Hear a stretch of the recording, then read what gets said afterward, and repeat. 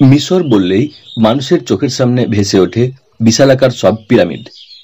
এছাড়া বালি, উট, নীলনদ এবং কয়েকটি এমন দেবতার চেহারা যা প্রায়ই বইয়ের পাতায় নজর কাড়ে।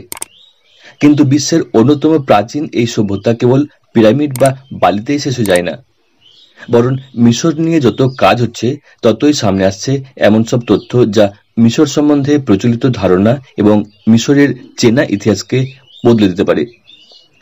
মিশরের ঐতিহাসিক লাক্সার শহরের রামেসিয়াম মন্দিরে খনন কার্য চালিয়ে প্রত্নতাত্ত্বিকরা এমন কিছু নিদর্শন পেয়েছেন যা কার্যত তাক লাগিয়ে দিয়েছে। এই রামেসিয়াম মন্দিরে একটি ছোটদের জন্য স্কুল ছিল বলে জানতে পেরেছেন ঐতিহাসিকরা। এই প্রথম এমন কোনো স্কুলের খোঁজ মিলল। সেখানে ব্যবহার হওয়া খেলনা ও ড্রয়িং খাতাও পেয়েছেন তারা। ছোটদের শিক্ষার কথা ভেবে যে সেই প্রাচীন সময়েও যথেষ্ট আধুনিক উপায়ে পড়াশোনার ব্যবস্থা ছিল, সেই নিদর্শন পরিষ্কার। এখানেই শেষ নয়।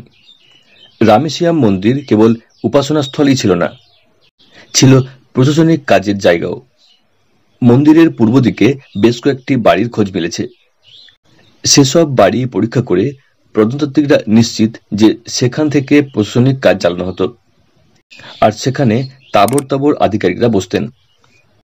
এছাড়া মন্দিরের এক প্রান্তে অলিভ তেল সংরক্ষিত করে রাখা হতো, সযত্নে রক্ষিত হতো মধুও। এছাড়া স্থানীয় বাসিন্দা ও কুটির শিল্পীদের মধ্যে নানা প্রয়োজনীয় জিনিস বন্টনের ব্যবস্থা ছিল এই মন্দির চত্বরে। যেসব নিদর্শন লাক্সারের এই রামেসিয়াম মন্দির থেকে পাওয়া গেল তা কার্যত মিশরকে নতুন করে চিনতে ও বুঝতে সাহায্য করবে। প্রসঙ্গত, দ্বিতীয় রামেসিসের রাজত্বকালে এই মন্দির স্থাপিত হয়েছিল।